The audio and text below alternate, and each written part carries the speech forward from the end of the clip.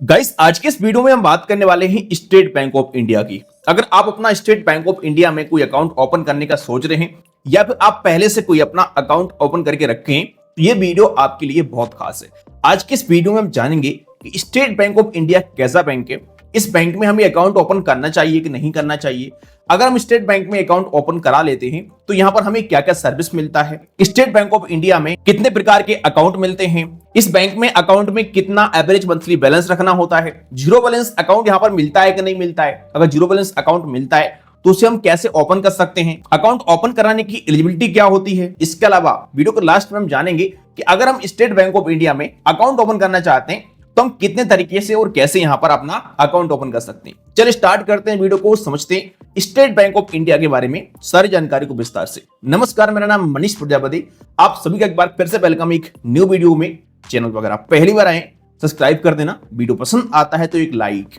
जरूर कर देना। मैंने एक सीरीज लॉन्च की है जिसमें हम यहाँ पर हर बैंक का डिटेल्स में रिव्यू करेंगे और इस सीरीज का ये फर्स्ट वीडियो है जिसमें हम स्टेट बैंक ऑफ इंडिया के बारे में जानेंगे। अब देखो, इस बैंक के बारे में सारी जानकारी को आपके लिए बताऊंगा मैं, किस प्रकार के अकाउंट मिलते हैं, क्या सर्विस मिलती है, लेकिन उससे पहले मैं आपको यह बता दूं कि स्टेट बैंक ऑफ इंडिया बना कैसे, क्योंकि इसका इतिहास बड़ा ही इंटरेस्टिंग है। देखो, स्टेट बैंक ऑफ इंडिया कोई अभी का बैंक नहीं है, ये काफी पुराना बैंक है। अंग्रेजों के जमाने में स्टेट बैंक ऑफ इंडिया की स्थापना हुई थी। अंग्रेजों के द्वारा 1806 में बैंक ऑफ कोलकाता की स्थापना की गई। इसके बाद 1809 में बैंक ऑफ कोलकाता का पुनर्गठित करके बैंक ऑफ बंगाल की स्थापना की गई और इसके बाद 1921 में bank of Bengal, bank of Bombay और बैंक ऑफ मद्रास, इन तीन बैंकों को मिला करके इंपीरियल बैंक ऑफ इंडिया की स्थापना की गई। इसके बाद 1955 में इंपीरियल बैंक ऑफ इंडिया का राष्ट्रीयकरण किया गया और इसी समय भारत सरकार ने इंपीरियल बैंक ऑफ इंडिया को अपने नियंत्रण में ले लिया और संसद में एक अधिनियम पारित करके स्टेट बैंक ऑफ इंडिया की स्थापना की गई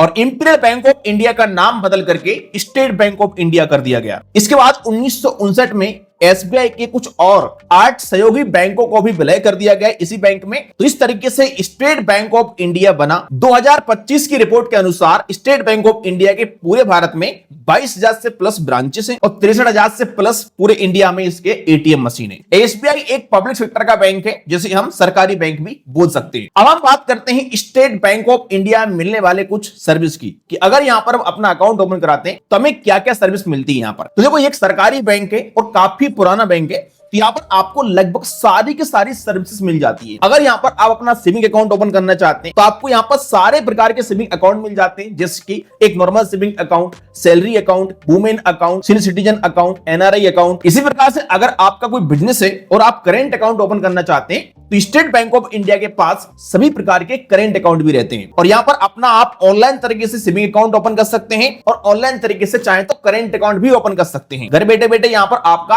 वीडियो केवाईसी के माध्यम से केवाईसी हो जाता है तो आपका यहाँ पर इंस्टेंटली अकाउंट ओपन हो जाता है। इनका सेविंग अकाउंट आप योनो ऐप से ओपन कर सकते हैं, बाकी आप इनकी वेबसाइट से अपना करेंट अकाउंट भी ऑनलाइन तरीके से ओपन कर सकते हैं। इसके अलावा यहाँ पर आपको काफी सारे क्रेडिट कार्ड भी देखने को मिल जाते हैं इस बैंक में। वैसे देखो, यहाँ पर क्रेडिट कार्ड डायरेक्टली एसबीआई के नहीं है, काफी सारे लोग को ऐसा लगता है कि जो क्रेडिट कार्ड है स्टेट बैंक ऑफ इंडिया के ये खुद के हैं, लेकिन ऐसा नहीं है। स्टेट बैंक ऑफ इंडिया के पास क्रेडिट कार्ड नहीं है, एक्चुअली इनका क्या है, एक अलग से कंपनी है जिसका नाम है एसबीआई कार्ड, जो कि मार्केट में अलग से लिस्टेड है और ये पूरा का पूरा एक प्राइवेट कंपनी है। तो एसबीआई कार्ड के पास काफी सारे क्रेडिट कार्ड हैं। इनके पास एक क्रेडिट कार्ड, इसका नाम है एसबीआई कैशबैक कार्ड, जिस पर आपको 5% के हिसाब से कैशबैक मिलता है। तो आप समझ सकते हैं कि कितना अच्छा क्रेडिट कार्ड है। इसके अलावा स्टेट बैंक ऑफ इंडिया के पास सभी प्रकार के लोन अवेलेबल है। आप यहां से personal loan, business loan, home loan, loan against property, mutual fund loan, 2 wheeler loan, 4 wheeler loan, इस प्रकार के सारे यहां पर लोन ले सकते हैं अपने हिसाब से। और स्टेट बैंक ऑफ इंडिया आपकी इनकम के हिसाब से आपको हाई अमाउंट का भी लोन प्रोवाइड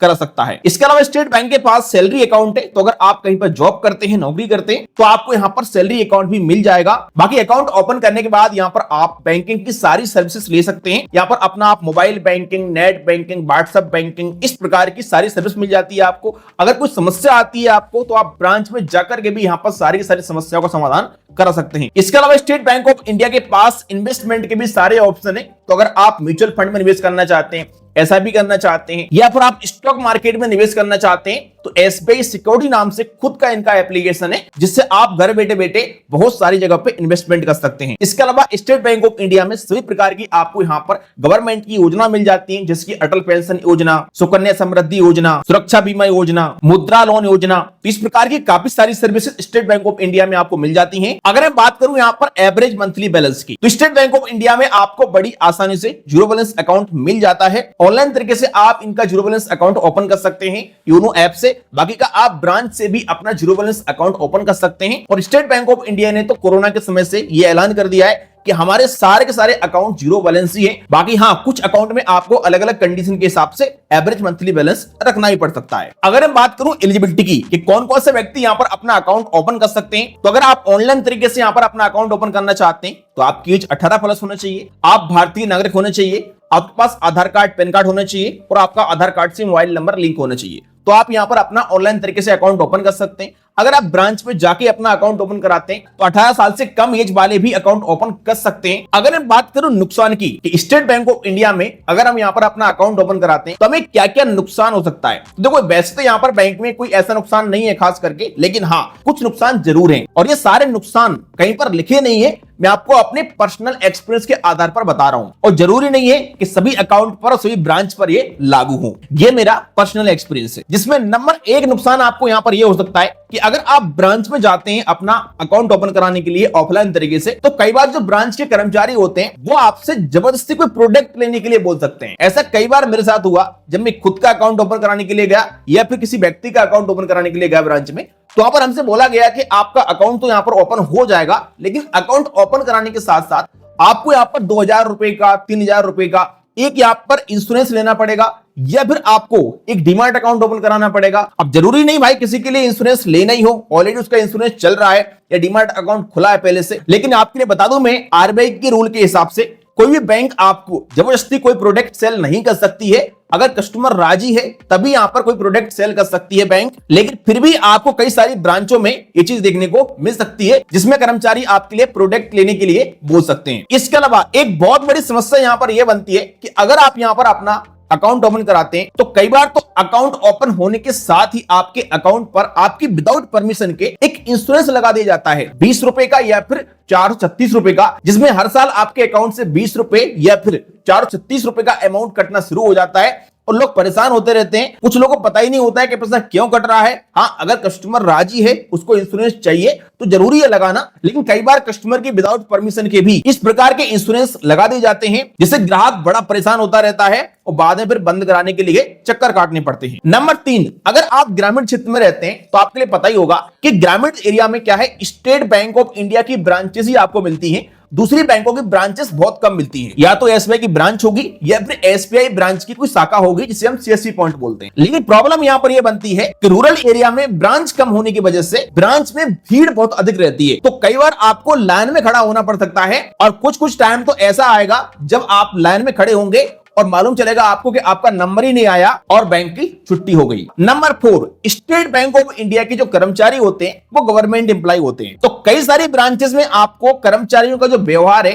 वो ठीक ठाक देखने को नहीं मिल सकता है। ये चीज पर्सनली मैंने नोटिस की। हाँ, कुछ जगहों पर जरूर स्टेट बैंक के जो कर्मचारी हैं वो अच्छे से काम करते हैं और अच्छा उनका व्यवहार रहता है, लेकिन अधिकतर केसेस में ऐसा देखने को मिलता है कि जो लोग कम पढ़े लिखे हैं या फिर बैंकिंग की नॉलेज नहीं है तो उन लोगों को परेशान किया जाता है। एक बार मेरे एसबीआई के सेविंग अकाउंट में अटल पेंशन योजना चालू कर दी गई, वो भी मेरी विदाउट परमिशन की, मुझे पता ही नहीं है, हर बार मेरे अकाउंट पैसा कट रहा था। जब मैं इसके बारे में पता करने के लिए गया ब्रांच में तो ब्रांच वालों ने बोला कि आपकी योजना सीएसपी पॉइंट वाले ने चालू की है, वो इसको बंद करेंगे। जब मैं सीएससी पॉइंट वाले के पास गया तो वो बोला भाई मेरे पास इस योजना को बंद करने का कोई भी एक्सेस नहीं है, इस योजना को ब्रांच वाले बंद करेंगे। फिर ब्रांच के पास गया मैं तो वहां पर एक लंबी लाइन लगी थी, लाइन में खड़ा हो गया, लाइन खत्म होने से पहले ही लंच हो गया, उसके बाद में घर पे आ गया। दूसरे दिन जब मैं ब्रांच में गया तो बोले सर्वर डाउन है। उसके बाद फिर मैं तीसरे दिन ब्रांच में गया तो बोले एक एप्लीकेशन दे दीजिएगा, हम इसको बंद कर देंगे। मैंने बोला इस योजना को बंद करने का एक फॉर्म आता है, बोले हमारे पास कोई फॉर्म नहीं है। मैंने एक एप्लीकेशन दिया लेकिन आज तक वो योजना मेरे अकाउंट पर एक्टिव है, मुझे उस अकाउंट को एक तरीके से होल्ड करना पड़ा,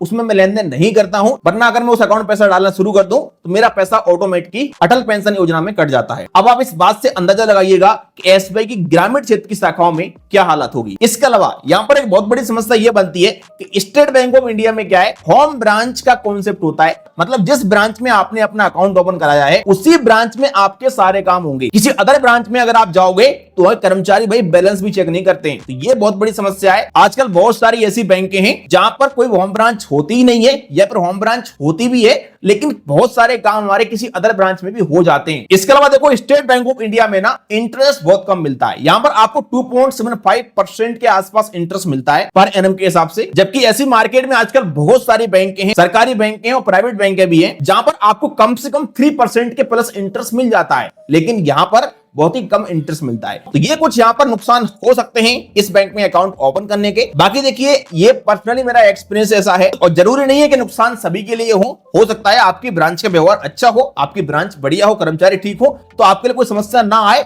लेकिन पर्सनली मेरे ग्रामीण एरिया में एक ब्रांच में मुझे बहुत ही घटिया व्यवहार मिला था। अगर हम बात करें फाइनली पॉइंट की कि एसबीआई में हमें अपना अकाउंट ओपन करना चाहिए कि नहीं करना चाहिए, तो देखिए सबसे पहले तो आपको यह पता करना है कि आपके कितने नजदीकी स्टेट बैंक ऑफ इंडिया की ब्रांच है। अगर आपके आसपास कोई एसबीआई की ब्रांच है तो आप अकाउंट ओपन कर सकते हैं। इसके अलावा अगर आपको नॉर्मल सर्विस चाहिए, ऑनलाइन तरीके से अपने अकाउंट को आप यूज करते हैं, यूपीआई से लिंक करके एटीएम से कैश विड्रॉल कर लेते हैं, ब्रांच में बहुत ही कम जाते हैं, तो आप अकाउंट ओपन कर सकते हैं। लेकिन अगर आपका ब्रांच में अधिकतर लेन देन होता रहता है तो फिर आपको यहां पर स्टेट बैंक में अकाउंट ओपन करने से बचना चाहिए, क्योंकि ब्रांच में थोड़ा सा यहां पर व्यवहार में आपको कहीं ना कहीं कमी देखने को मिलेगी अदर बैंक की तुलना में। बाकी अगर आपके लिए प्रॉपर सर्विस चाहिए, ब्रांच में अगर आप कभी जाते हैं तो आपके सारे काम हो जाए बड़ी आसानी से, सेम डे ऑनलाइन सर्विस अच्छी मिल जाए, तो आप किसी प्राइवेट बैंक में अकाउंट ओपन कर सकते हैं। काफी सारी बैंक जीरो बैलेंस अकाउंट भी देती हैं। कुछ बेस्ट अकाउंट ओपन करने के आपको लिंक भी डाल दूंगा वीडियो के डिस्क्रिप्शन। बाकी आप लोग कमेंट करके बताइएगा कि स्टेट बैंक ऑफ इंडिया में आपका कैसा एक्सपीरियंस रहा है। वीडियो पसंद आया आपके लिए लाइक करिएगा। चलिए मिलते हैं किसी